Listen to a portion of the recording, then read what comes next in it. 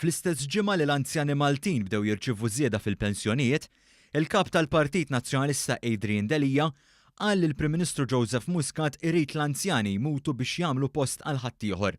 Delija qal dan f'attività politika l-erba' filgħaxija fil-każin tal-Partit Nazzjonalista f'Ħallija. Huwa implika li l-Prim Ministru irid li l-anzjani ma jdumux jgħixu ħalli ma jkunux ta' pis fuq il-pajjiż. Il-pjan ta' Joseph Muscat u illi jilmenta illi l-anzjani tagħna qed jgħixu iktar fit-tul. Inġifieri xejn Joseph Muscat. L-immutu l tzabtu illi l-anzjani tagħna ma ngħinuhomx biex ingawduhom iktar. Dan ikompli jikkuntrasta mal-fatt li għal sena oħra il-Gvern żied il-pensjonijiet tal-anzjani u kompli jagħti għotja ta' 300 euro lill-anzjani li għandhom il-fuq minn 75 sena u li għadhom jgħixu fid-dar tagħhom.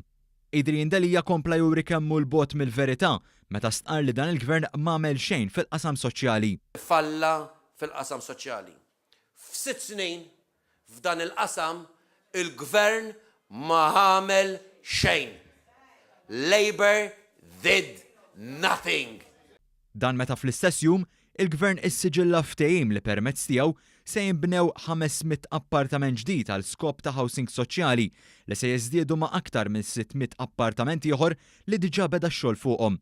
Matul l-istess attività li spikka it-ton isteriku tiegħu, Delija li jinsab mifni bil-ġlied intern stqar li l-Oppożizzjoni Nazzjonalista qed tmexxi lil pajjiżna.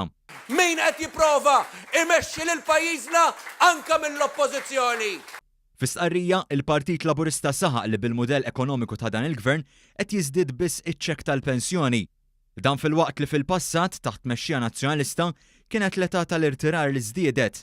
Il-Partit Laburista żied jgħid li l-mudell ekonomiku ta' dan il-Gvern wassal ukoll l-bidliet fil-pensjoni tar-romol u benefiċċji lil dawk li ma ħallsux biżżejjed bolol.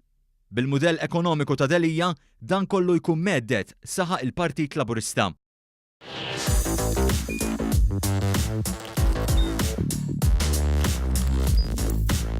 Idħol fuq one.com.mt u hemmhekk tista' tara l-programmi kollha li jxandru fuq One permezz ta' One Play.